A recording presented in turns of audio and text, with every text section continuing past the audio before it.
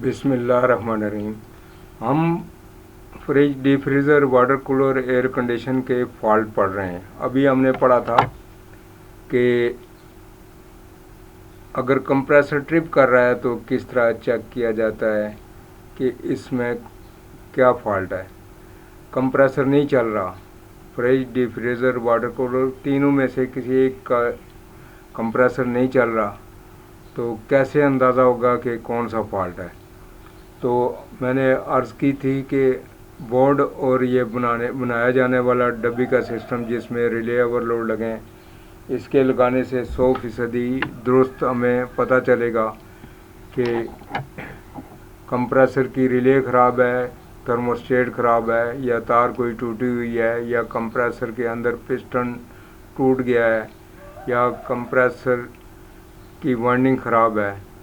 किसी भी जगह फॉल्ट होगा किसी कंप्रेसर का, तो ये हमारे जो सिस्टम बनाया हमने बोर्ड, जिसमें एम्पेयर मीटर, वोल्ट मीटर लगाया है, जिसमें हमारे पास ये relay overload, capacitor type relay overload और इसके साथ तारें लगे हैं। इन तारों और रिले ओवरलोड के साथ चेक करने से हमें फ्रिज का सही अंदाज़ा होगा, fridge, deep freezer, water cooler को चेक करने का अंदाज़ा होगा। कि ये मैंने अर्ज़ की थी कि ये हमारे पास ये सिस्टम है, इससे ये रिले है, रिले रिले रिले ये ओवरलोड है, और इसको हमने, इस सिस्टम को हमने बनाया है, इस सिस्टम को हमने बनाया है चेक करने के लिए। इससे चेक किया जाता है, इससे fridge, deep freezer, water cooler को चेक किया जाता है। पहले इससे चेक करना चाहिए। अगर फ्रिज चल जाता है, कूलिंग शुरू हो जाती है, कंप्रेसर ये रिले ओवरलोड लगाने से उसके अपने साथ लगे हुए रिले ओवरलोड उतार दें, इनको लगाएं, इसको लगाएं, और अब एम्पेयर मीटर वाले बोर्ड में लगाएं। तो अगर ये चल जाते हैं तो इसका मतलब है फिर रिले को चेक करें, रिले ख़राब होगी। ओवरलोड को चेक करें, ओवरलोड ख़राब हो सकता है, या तार कोई टूटी हुई है, थर्मोस्टेट ख़राब हो सकता है, थर्मोस्टेट ख़राब हो सकता है, तार किसी जगह से टूटी हुई है, या कोई मसला है। फिर एक एक चीज़ करके उनको तलाश करें।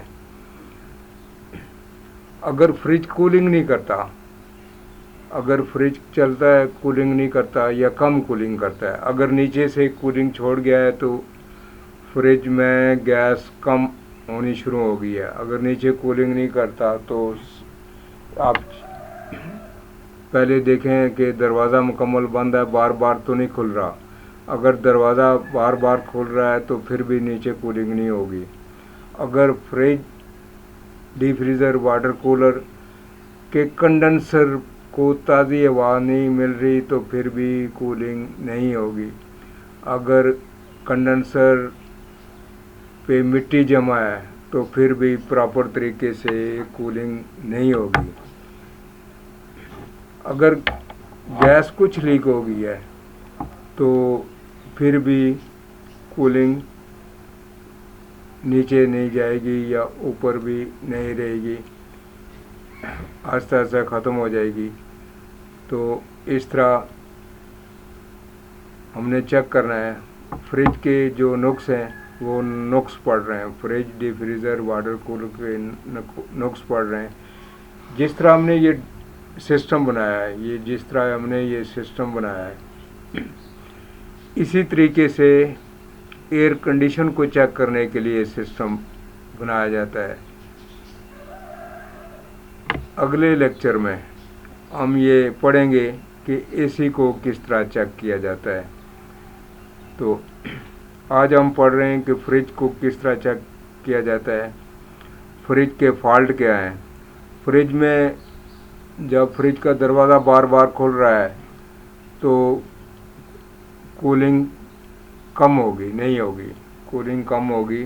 बार बार दरवाज़ा खुलने से हरारत उसकी बाहर उसकी ठंडक बाहर जा रही है, उसके अंदर हरारत दाखिल हो रही है। तो वो उसको वो हरारत को खारिज करने के लिए फ्रिज को काम करना पड़ रहा है। वो कूलिंग अंदर रखी एशिया को ठंडा नहीं करेगा।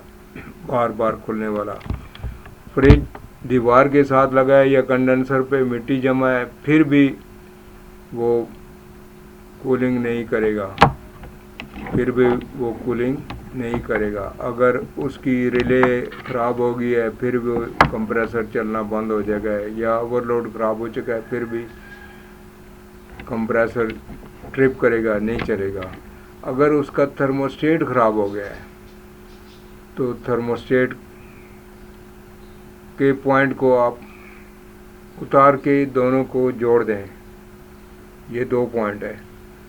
थर्मोस्टेट के पॉइंट को उतार के दोनों को आपस में जोड़ दें, अलग करके थर्मोस्टेट से दोनों लगे दोनों पॉइंट के उतार के अलग करके दोनों बिजली के पॉइंट को जो थर्मोस्टेट के साथ लगे हैं जोड़ दें।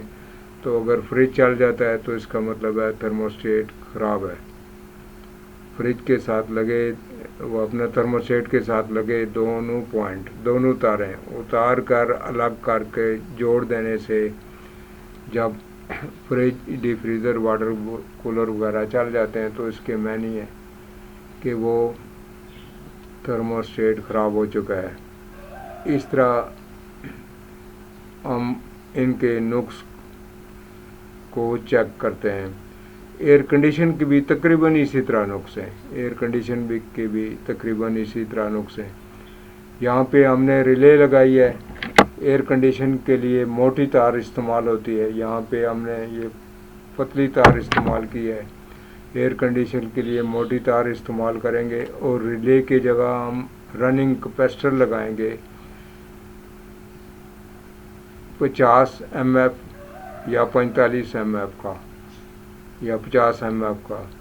उससे हम 1.5 टन 1 टन और बिल्कुल इसी तरीके से लगाएंगे जिस तरीके से यहाँ पे हमने रिले लगाई है, जिस तरीके से हमने यहाँ पे ओवरलोड लगाया, बिल्कुल इसी तरीके से ओवरलोड लगाएंगे और रिले की जगह हम रनिंग कैपेसिटर लगाएंगे। उससे हम एसी के कंप्रेसर को चेक करेंगे। अच्छा जी, खुदा हाफिज़, अस्सलाम वालेकुम, खुदा हाफिज़ जी, खुदा हाफिज़।